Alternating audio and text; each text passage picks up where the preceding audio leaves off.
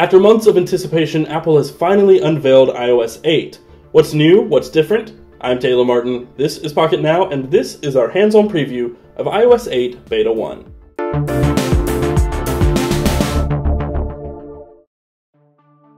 Last year, Apple introduced a new look for iOS. The 3D elements were flattened, the entire UI was given a transparent and easily digestible hierarchy, and a handful of new features were added to boot: Control Center, a more useful notification center, AirDrop, and more. Despite the dramatic visual changes, iOS still felt a bit stale, leaving many users wanting more from Apple. On Monday, Apple kicked off its annual developer conference, WWDC 2014, and announced an even newer version of its mobile platform, iOS 8. What new features will we get once the official software hits? Is this the iOS update we've been dying for? Let's take a look. At the surface, not much has changed. There are things you may notice that weren't there before, like a tiny little icon in the lower left corner of the lock screen. But for all intents and purposes, iOS 8 is virtually identical to iOS 7. One of the most prominent changes in iOS 8 is the introduction of recent contacts in the task switching menu.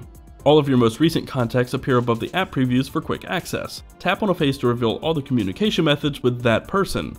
Right now, there seems to be no way to manually set contacts to appear or remove unwanted contacts from the list. Notification Center also looks a little different. The third tab, which was introduced last year, has been removed. Now there are just two columns, Today and Notifications. Today view is practically the same as before, though you may begin to see widgets appear as more developers update their apps to be compatible with Apple's new extensibility APIs.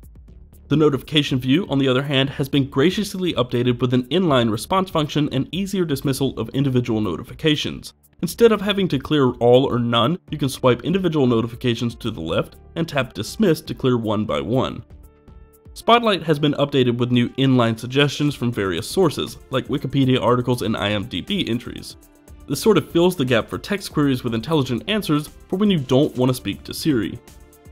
Speaking of Siri, she's got some new tricks too. She can now identify songs using Shazam, and so long as your iOS device is plugged in and charging, you can activate Siri hands-free. Simply say, "Hey Siri," and your iPhone or iPad will wake up.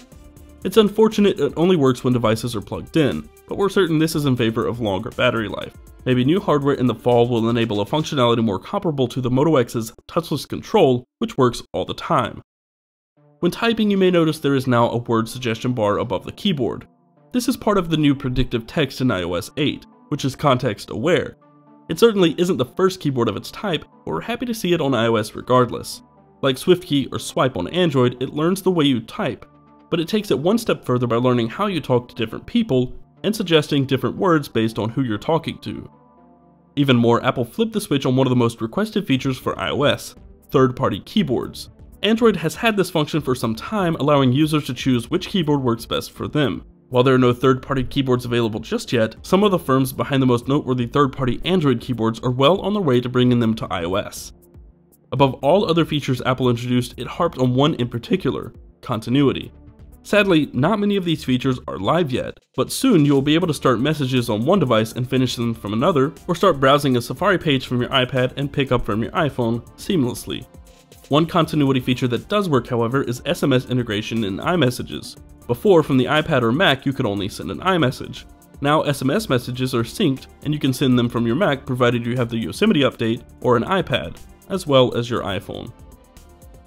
The last of the big new features we can actually show you right now is Family Share. Family Share allows multiple users to share App Store and iTunes purchases across the entire family. Buy an app once and everyone can use it, provided all their iTunes accounts are using the same credit card. Users on the Family Share accounts can also request purchases from the Family Organizer, who can then accept or decline the purchase. This will be extremely helpful to families and keep them from having to buy multiples of the same app. Another smaller feature can be found in the Settings application under the old Usage submenu: Battery Usage. Before, you could see the uptime and the time used, but you couldn't exactly see which apps were killing your battery. Much like the battery usage menu on Android, you can now see exactly which apps are causing the drain on your iPhone or iPad. Unfortunately, this is only a small helping of the features Apple introduced for iOS 8. Despite having the first beta installed, not all the other functions are working, like iCloud Drive or the new cross-platform AirDrop.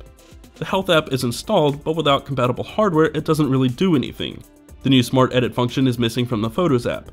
Wi-Fi calling isn't present, App Store keeps crashing, and the new bundles, video app previews, and beta functions aren't working yet, and a lot of other things are missing. This is all to be expected though, it's only beta 1. Random reboots are common, bugs abound, and not everything works. Many of our favorite apps crash or won't load at all. But all that is worth dealing with to see how positive this update will be come fall. As minor as some of these features may seem, the behind-the-scenes features like extensibility and continuity are exciting and telling of a little more open and lax Apple. Third-party integration is on its way, and that alone is something to be excited about for iOS.